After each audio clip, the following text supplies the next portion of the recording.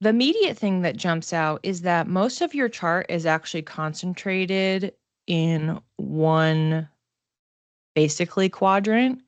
So most of your planets are between Sagittarius and Aquarius. So those three signs in a row.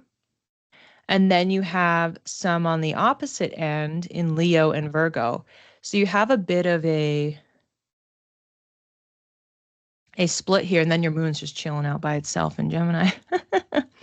um, I will say about Leo and Aquarius in particular, because we have this Mercury retrograde that, you know, ended, but we're in the post shadow. That's been happening in Leo, and that's in your 11th house, looking at communication like in groups, social media, networking. If that's something that you have been ruminating on or having hiccups in how you are connecting with different groups, or it could be for business purposes. Um, you can look back at the Mercury retrograde video that I put out, I believe, at the very end of June, which covers the whole cycle. So you have the whole timeline, and that will be continuing for another 12 days until we clear that energy. You have your North Node in um, in Leo and your South Node in Aquarius.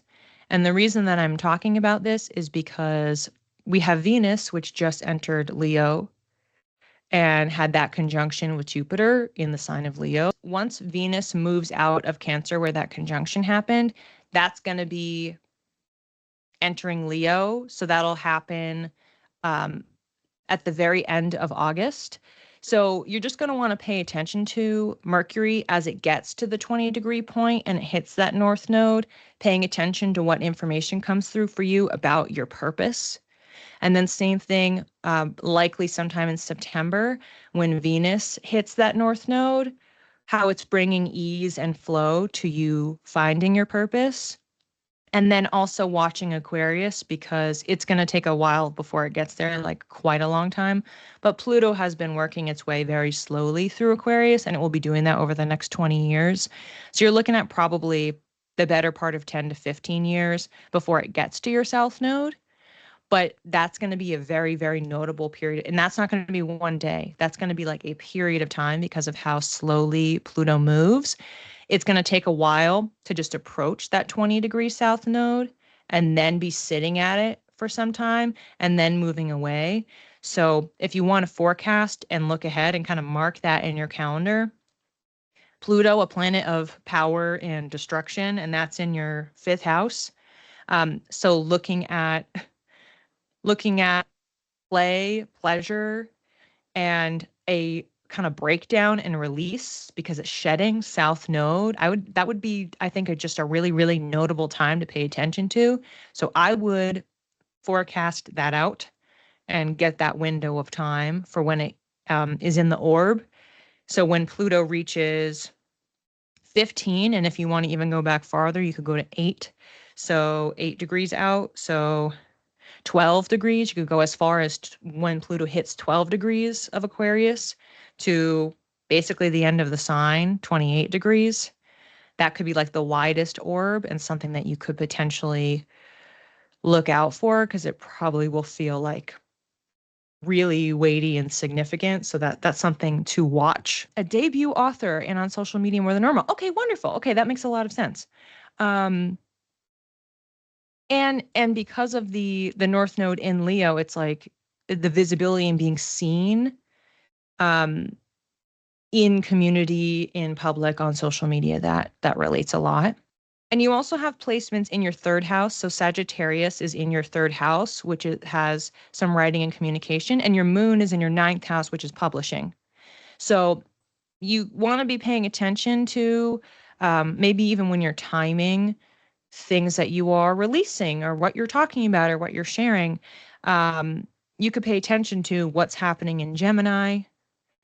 We do have like some kind of collective activity going on there, at least as far as like Uranus goes, or what's happening in Sagittarius. So those are both like pretty quiet right now, But those are things you could keep in mind that may be great opportunities aside from just Kazemi days. But if you have a Kazemi day, as an example, in Sagittarius or in Gemini, probably especially Gemini, those could be really, really potent days for you to do more publishing or more promotion, or, get out there in interviews and talking, or just like doing more writing. Like those could be like big writing retreat days if you want to write something else. The legal concerns, for that, you want to look at you want to look at your 8th house, but you could look at your 7th house. That's Aries and Taurus. So Aries is 7th house, and that contains contracts. And the 8th house contains debt and shared resources and inheritance. So depending on what your legal concerns are, if it's relating to anything with contracts or the receiving of money or losing money, having to give money away. In 2025, I will say we've had a ton of activity in Aries. A ton. We had the eclipse season. We had 2 planets going retrograde. In fact, all of that was overlapping at the same time. And we've had Saturn enter Aries, currently there right now, and going to be backing into Pisces. So Saturn has been in Aries related to contracts since May, and it will be backing out in a couple weeks and then returning again next year. And also Neptune entered Aries in March. So you have a lot of activity going on in the 7th house. So if that does relate to contracts, then that would make sense. And what you just said about inheritance being stolen, that's a Uranus surprise. So that would make a lot of sense. It's currently not in Taurus, but it's going to be retrograding back in. So that will either be like a good thing, maybe you'll have some progress and change there, or it will be more surprises as relates to the shared finances, inheritance, and everything. So I would definitely watch for Uranus. It's going to be like this whole second half of the year into the beginning of next year. So you'll want to get those dates to know when's Uranus going to be back in Taurus, because that's going to be really noteworthy for you. So when we're talking about Saturn going into Aries, Sandy's 7th house, that's about contraction. It's shrinking. So, we'll see what happens when it gets to Taurus, but that's going to be like several years from now. So you're just going to be focusing on like what's it doing as far as like your partnerships or the people that you are having long-term relationships with. Like, was the inheritance stolen by somebody who is a family member or somebody that you is supposed to be or expected to be in your life for a long period of time? I mean, I don't know. The whole stolen thing really reeks to me of Uranus, of like it's a surprise and it's just this thing that happened. But Neptune as well. Neptune is like delusion or like lying and deception, and that's in that contract's 7th house of Aries as well. So you'd want to look back at the timing of like, when did this happen? So you could determine, how does it relate to maybe one, or is it the combination of all 3 of these planets? You're very welcome. Yeah, you want to watch. You want to watch that pocket right there of those 2, and it's 3 really big planets, and these are notable changes, and they're going to be sitting there for many, many years. So I'd make note of those. Be prepared. Do whatever you can, get that stuff in order.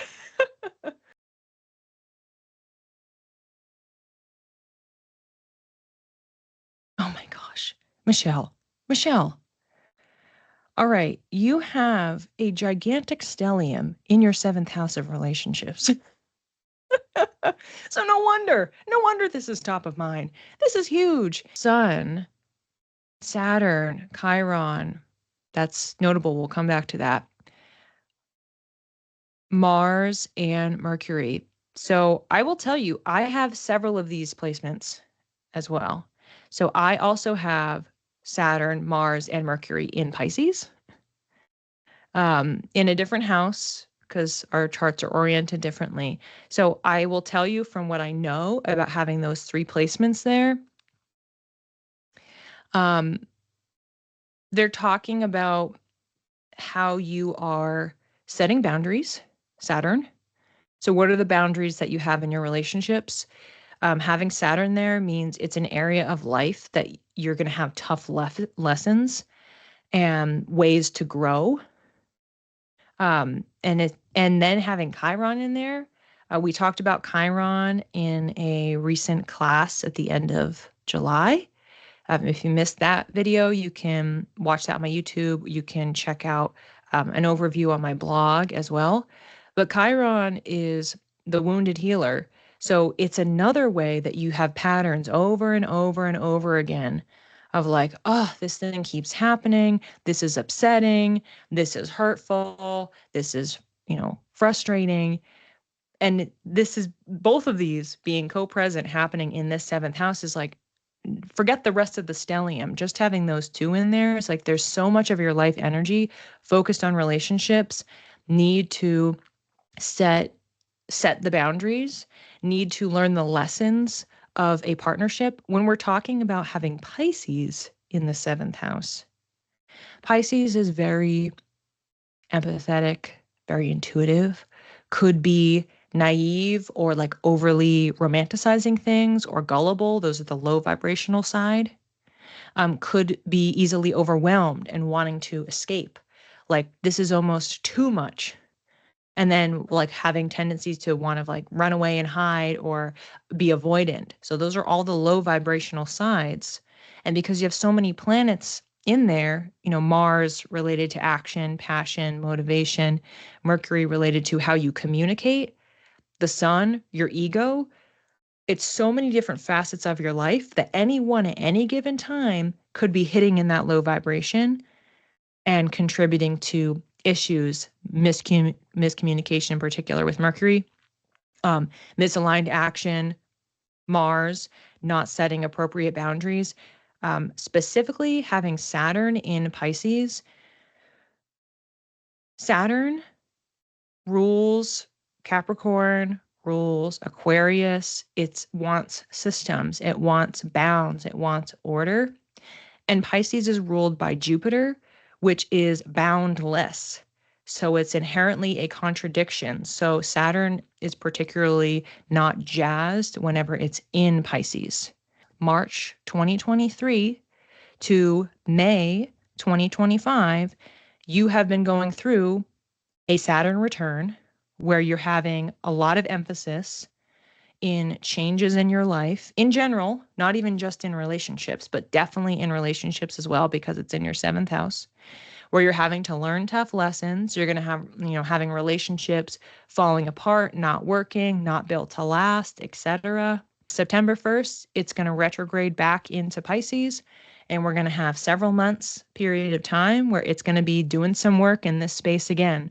This can apply everywhere, but especially it's concentrated in my long-term relationships and thinking about what this experience over the last 2 years has been bringing up for you and what lessons Saturn is trying to teach you so that when we get to early 2026, basically by like March time, we'll be finally on the other side.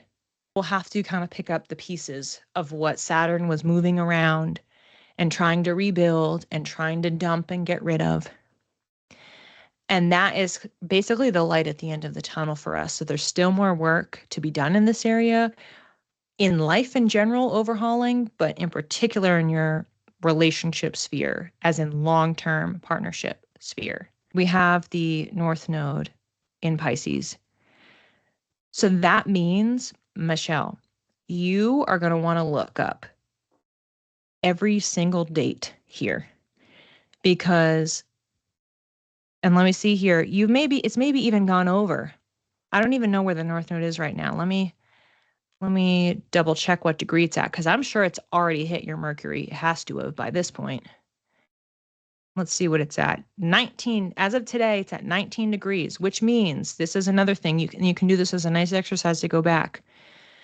So what happens with the nodes is that they are always in retrograde. So they start at the highest degree point and go back to 0. Since it entered in January, it has gone over your Mercury at 28 degrees, your Mars at 24 degrees, your Chiron at 21 degrees, and it's about to hit your Saturn. It could be happening any day now. and then it's going to hit your sun. So you could go back and look up, you can just use AstroSeek, but one of the timing calculators, and back up to see when did the North Node exactly hit each of these planets. Think about the energies of them. So on the day that it exactly hit Mercury, what were the things that were coming up in your relationships? What were you thinking about? What were people talking to you about? What were you learning about your relationships? Same thing with Mars. What were your actions like? What were your motivations? What were your drive like? Because it's been hitting them and it's not going to go back. So it means it's already been doing the work. It's already been engaging with all of these planets, and what's left is Saturn coming up anytime now, and then getting to that 11 degrees for your sun. Lots of things that you could reflect back on to better understand what this eclipse series is doing for you and all of your energy that is sitting in Pisces, plus everything that I mentioned before with all of the other planets and reflecting on the Saturn return, which started a couple years ago. Aries and Pisces have been hit throughout 2025 over and over and over and over again. Planets entering, leaving, retrograding, eclipses. It's like really big energy. So there's so much that you could look at to kind of pinpoint why certain events have been happening, and also knowing that we have some time ahead of us with more North Node activity as it's moving through this sign. How could you prepare for what's left? But you've really been through the bulk of it, if that's any silver lining here, because it's hit so many of your planets and it's not going to back up. It's just going to keep going. We have a light at the end of the tunnel with Saturn moving out into Aries. And then eventually we're going to have the North Node moving out of Pisces. So there are times you can mark in your calendar with like a big happy face, like, yay, I'm looking forward to these days. But there's plenty that you could look into now that you could reflect on to better understand what's been coming up for you over the last year and the last 2 almost and a half years.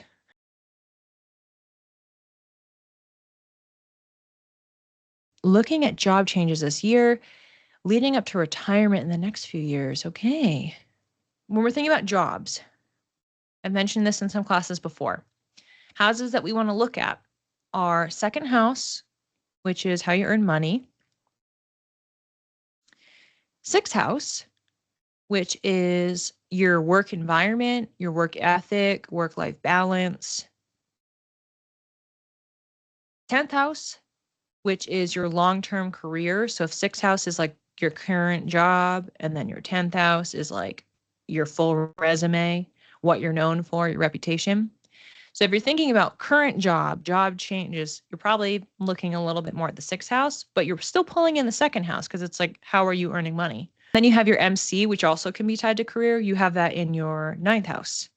So that's pulling in a little bit of that too. That's like the highest point of your chart technically is in the 9th house. So your career houses are in fire signs. I have the same exact thing as a fellow Cancer rising. Current environment, current job in more of the short term.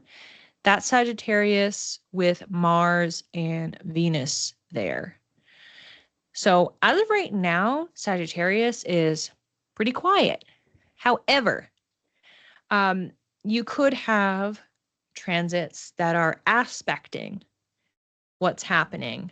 So it could hit through a trine, a sextile, a square, an opposition, your Venus, and maybe even specifically your Mars, about like taking action because you're like looking to change the job, looking to make moves in your work situation.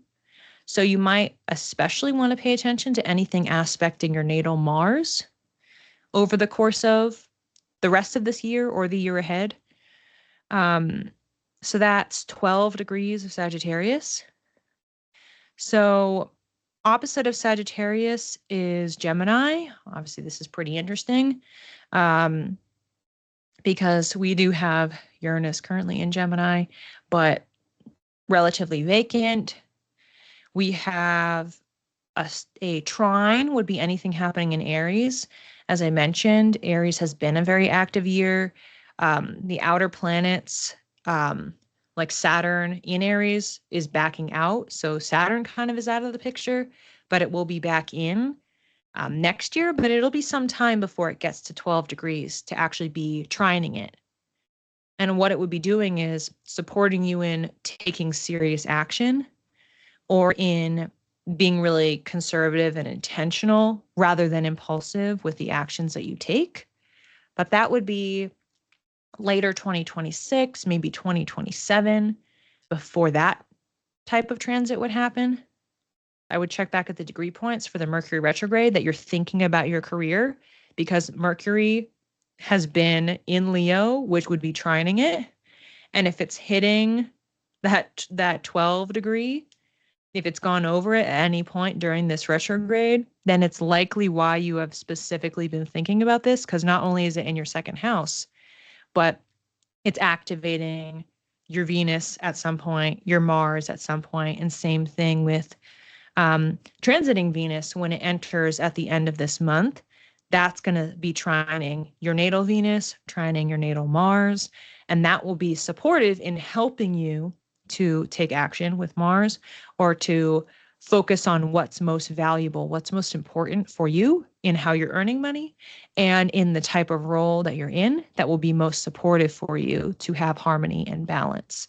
So this is an ongoing conversation because of everything that's happening in Leo in particular. That started at the end of June. That's continuing into September. So you have a big window of time where you have all these planets that are trining, supporting, encouraging, go ahead with the two natal placements that you have. And they're in two career charts, one in a financial, one in the work ethic balance environment. So you could backtrack a little bit, specifically for the retrograde, and you can forecast out by looking at the rest of the retrograde degrees and also looking for those dates when transiting Venus, likely in September, will be hitting the exact trine at 8 degrees with Venus and an exact trine at 12 degrees with your natal Mars, because those are supportive days to help with this process of what you're trying to do. Also changes to my home, renovation, moving. Anything with your home, you're looking at Libra, because that's your fourth house. Maybe depending on what's happening in Virgo, third house, because it's like your neighborhood or communication or something. But if you're doing a renovation or if you are moving, it's most likely a fourth house transit. As I keep talking about all the stuff happening in Aries and Libra are in opposition to each other. So anything that's affecting Aries is affecting Libra in a different way. Currently, nothing actively happening within Libra other than every time the moon goes through it. So really what you are paying attention to is what's happening in the cardinal signs. There is activity in Cancer, Jupiter. There is activity in Aries, in and out, but things going on in there. So for Cancer, you have Jupiter that's transiting through, and that is it's a square. So there's tension, lessons learned, but Jupiter is an expander, so it's trying to support it. So it would be, if anything is moving through Libra, but you have your natal moon, but that's kind of your sense of emotional security and safety. So I think at this point we got to be long past Jupiter going over that 2-degree mark. So I think that kind of transit has come and gone. Leo, which we've been talking about, could be sextiling it. So it's supportive, but like not as intense as a trine. Square, minimal. Trine is anything happening in Gemini. Not really that much is happening in Gemini right now. The only thing happening in Aquarius is Pluto. So it seems like the most likely culprit for any activations is what's happening in Leo again, because it would be a sextile. So it's kind of an all signs point to the sign of Leo for tapping into career by trining that 6th house or sextiling the home in the 4th house to kind of get something moving or going or connecting or coming to you. We all have free will. You can do whatever you want. You can move, you can renovate. There just might not be any transits that are like either blocking you, wonderful, or that are like supporting, like this is the best thing to ever happen, or getting the best deal or whatever it is. But, that could happen with stuff happening with Leo. So things to think about. Yes, Libra moon still trying to decide 1000%. 1000%. The sense of safety that you get from your home is super, super meaningful and tied to how you're regulating your emotions and like feeling calm and feeling centered and feeling supported. It feels like it's like an extra big and really important decision.